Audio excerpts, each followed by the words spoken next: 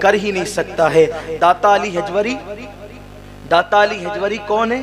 गौस पाक कहते थे अगर मेरे दौर में दाता होते मैं उनका मुरीद होता। वो दाता अली हजवरी कशफुल महजूब में लिखते हैं, नबी से बेहतर कोई पीर नहीं और अबू बकर से बेहतर कोई मुरीद नहीं। अली की औलाद सिद्दीक अकबर को यूं कह याद करती है, इसलिए हमें चाहिए कि हम सिद्दीक अकबर व फारूक आज़म व उस्मान गनी, मौला अली, सहाबा अहले बैत सबका एहतराम करें। बस जाते जाते एक नसीहत के तौर पे बात याद रखना, कभी भी किसी के कहने सुनने में आके सहाबा की गुस्ताखी न करना, सहाबा की बेअदबी न करना। याद रखना, याद रखना कि अगर सिद्दीक अकबर ने अहले बैत पे जुल्म किया होता तो मौलाए कायनात ने कभी भी सिद्दीक अकबर के पीछे नमाज न पढ़ी होती। अगर सिद्दीक अकबर ने अहले बैत पे जुल्म किया होता तो सिद्दीक अकबर की घर की बेटी कभी भी मौला अली के घर में न लाई जाती। इसलिए याद रखना, ये जो बातें कही जाती है यकीनन इसमें फ्रॉड है और ये इसमें नक्स है, और हमें तो हमारे हुजूर की हदीस से मतलब है, हम किसी की तरफ क्या जाएं। कभी सहाबा की बेअदबी मत करना, और ख़ास तौर पे सिद्दीक व फारूक, सिद्दीक व फारूक शेखैन, हर सहाबी की गुस्ताखी पर वईद है, न फ़र्ज़ कबूल न नफल कबूल, लेकिन इन दोनों की खुसूसियत है, ख़ास बात है। काज़ी अयाज़ अपनी किताब शिफा शरीफ में लिखते हैं, दिल पे लिख लेना इस बात को। काज़ी अयाज़ शिफा में लिखते हैं, एक शख्स था, एक शख्स जब उसको मौत का वक्त आया उसकी ज़बान पे कलमा नहीं आता था। किसी ने कहा कि तू बातें तो करता है कलमा नहीं पढ़ता। जवाब क्या दिया उसने पता है? कि मैं सिद्दीक व फारूक शेखैन, इन दोनों को मिला के कहते हैं शेखैन, सिद्दीक व फारूक के गुस्ताखों की सोहबत में बैठता था। यानी गुस्ताखी नहीं करता था, गुस्ताखी करता नहीं था, गुस्ताखों की सोहबत में बैठता था। इसलिए मेरी ज़बान पे कलमा नहीं आ रहा है। इसलिए किसी की सोहबत में बैठने से पहले सोचा करो कि मैं बैठ कहाँ रहा हूँ। यहाँ पर सारी चीटिंग करना आसान है, लेकिन मौत आने वाली है। और फिर हम इतने इल्म वाले हो गए, गौस पाक से ज्यादा, गरीब नवाज से ज्यादा, मखदूम समना से ज्यादा, हजरत बंदा नवाज गेसु दराज से ज्यादा, और अल्लाह अकबर वारिस देवा से ज्यादा, शाह बरकतुल्लाह से ज्यादा, ये सब अली की औलादे हैं। जब इन लोगों ने सिद्दीक अकबर को माना, उनकी तारीफ बयान की, हम कौन होते हैं? मुझे ये यकीन है हमारे दिल में मौला अली से जितना प्यार है उससे बहुत ज्यादा प्यार गौसे आजम के दिल में था। तो जब गौस पाक उनकी तारीफ करें, हम क्यों तौहीन करें, हम क्यों बेअदबी करें? और जो बात इख्तिताम को कह रहा हूँ, अभी मैं कह आया था, इसलिए मैं तकरीर में इसको कहना नहीं चाह रहा था कि आशिक शाह बुखारी में भी मेरा बयान हुआ तो मैं ये बात कह चुका, लेकिन बाबा ने ये बात, सैयद महबूब बापू ने फरमाइश की है तो ये बात भी मैं कह दूँ कि सिद्दीक अकबर वो है ना। देखो, इमाम ज़ैनुल आबिदीन से किसी ने पूछा, इमाम ज़ैनुल आबिदीन से किसी ने पूछा अबू बकर सिद्दीक का मर्तबा क्या है, हुजूर के यहाँ अबू बकर सिद्दीक का मर्तबा क्या है? जवाब क्या था पता है? फरमाया जो आज है वही कल था, जो आज है, जो आज है, जो आज है। मतलब अली का पोता यूं ही बोलता है कि जो आज है वही कल था, और जो कल था वही आज है। मतलब क्या? आज सबसे करीब रखा है, उस वक्त भी सबसे करीब रखते थे। आज सबसे करीब रखा है, उस वक्त भी सबसे, भाई इस वक्त सबसे करीब हुजूर से कौन है? कौन है?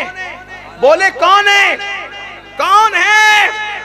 महबूब रब्बी अकबर है। इस सब्जा कुब्बा में पहलू में जलवगा अतीको उमर की है, सबसे करीब रखा है, और है नहीं रखा है, तवज्जो आपकी रखा है।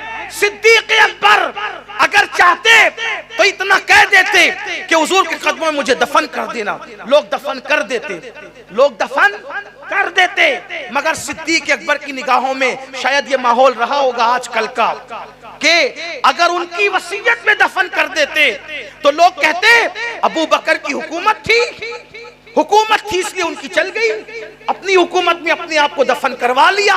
यही तो लोग कहते हैं, लेकिन सिद्दीक ने ये नहीं कहा कि मुझे कदमों में दफन कर देना, कहा कि लोग ये ना कहे जिसकी हुकूमत होती है उसी की तोती बोली जाती है, लोग चमचागिरी करते हैं। सिद्दीक ने कहा नहीं, मेरा विसाल हो जाए तो मेरा जनाजा ले जाना और हुजूर से कहना जो हमेशा साथ साथ रहा वो मजार में भी साथ रहना चाहता है, अगर इजाजत दे तो दफन करना, इजाजत ना दे तो मुसलमानों के कब्रिस्तान में दफन करना। क्यों? कल लोग ये न कहे कि अपनी हुकूमत की वजह से दफन हो गए, बल्कि कहा अगर वो इजाजत दे ताकि पता चले मैं नहीं हुआ, उन्होंने मुझे बुलाया है। और अल खसाइस कुबरा में इमाम जलालुद्दीन सुयूती लिखते हैं, और भी किताबों में ऐसे इमाम यूसुफ नबानी ने भी लिखा है, अल्लामा अब्दुल रहमान जामी ने भी लिखा है, जब इमाम अबू बकर सिद्दीक का जनाजा सहाबा लेकर चले, हुजूर के मजार के दरवाजे पे रख दिया, हुजरे के दरवाजे पे, हुजरे के दरवाजे पे रखा। इजाजत लेने वाला कौन था? इजाजत लेने वाला कौन था? इजाजत लेने वाला कौन था? मौला अली खड़े थे, या रसूल अल्लाह, जो हर जगह साथ रहा वो मजार में भी साथ रहना चाहता है। दरवाजा खुला और निदाई योसिलो हबीब इलल हबीब, मुहिब को महबूब से मिलाया दिया जाए। और नाम आते ही अबू बकर उमर का लब पर, नाम आते ही अबू बकर उमर का लब पर क्यों बिगड़ता है? और क्यों बिगड़ता है? क्यों बिगड़ता है? वो पहलू में सुलाए हुए हैं। तू क्यों बिगड़ता है? वो बिगड़े हुए तू क्यों बिगड़ता है? तू क्यों बिगड़ता है? वो पहलू में सुलाए हुए हैं। हमारा तो ईमान है जो अब्दुल रहमान शाह बाबा के कदमों में दफन हो जाए उस पे भी अजाब नहीं होगा। सुभान अल्लाह। हमारा ईमान है वली के कदमों में जो दफन होगा उस पर अजाब नहीं होगा। ये बात आप उठाकर शरूह सुदूर में पढ़ लें, शरूह सुदूर में बात लिखी हुई है, बहुत सी किताबों में। किसका? इमाम कुर्तुबी ने भी लिखा है कि वली के कदम में जो दफन हो। अभी बात फिर आ गई दलील की, पढ़ू दलील। एक मुर्दे को दफन किया गया कब्रिस्तान में, तो लोगों ने देखा कब्र पे फूल आ गया। क्या आ गया? ओहो, ये तो बड़ा पहुंचा हुआ था अपना भैया, इसलिए फूल आ गया। कहा नहीं यार, एक काम करे, फिर कब्रिस्तान में क्यों, इसको निकालो यहाँ से और निकाल के अलग जगह दफन करो, मजार बनाएंगे, गुम्बद बनाएंगे। अब वहां से हटाया, अब वहां से हटा के दूसरी जगह ले गया तो धुआं निकल रहा था। ओहो, वहां तो फूल था, यहाँ धुआं कैसे आ गया? एक मजजूब बुजुर्ग आए, फरमाया आपकी इस मैयत का कोई कमाल नहीं है, वहां जहाँ फूल आया था ना एक वली का मजार है, लोग आपको नहीं पता वो मजार छुप गया है, उसके बाजू में दफन हुआ तो अजाब की बजाय रहमतों का नुज़ूल हुआ। अब वहां से जो हटा लिया तो असलियत सामने आ गई कि वो पापी था, इसलिए आफियत चाहते हो तो वही लेकर के चलो। आप मुझे बताएं, अगर वली के कदमों में पापी दफन हो तो उसके ये मर्तबे होते हैं। सैयदुल अंबिया के कदमों में यारे गारे मुस्तफ़ा आराम कर रहे हो, उनके मर्तबे क्या है? अब बात एंड करते हुए कह दूं यार, नमाजी कयामत के बाद जन्नत में जाएंगे। सही? कब जाएंगे? कब? जवाब दे दे, कब? कब? कब? हाथ उठा के जोर से बोलो, कब? कयामत के बाद ही जन्नत। नमाजी कब जन्नत में जाएंगे? बोलते जाओ, कब जन्नत में जाएंगे? हाजी कब जन्नत में जाएंगे? बोलिए। ज़कात देने वाले कब जन्नत में जाएंगे? आलिम कब जन्नत में जाएंगे? हाफिज कब जन्नत में जाएंगे? वली कब जन्नत में जाएंगे? सब कब जन्नत में जाएंगे? कयामत के बाद। सच्ची बात कह दूं, सब कयामत के बाद जन्नत में जाएंगे।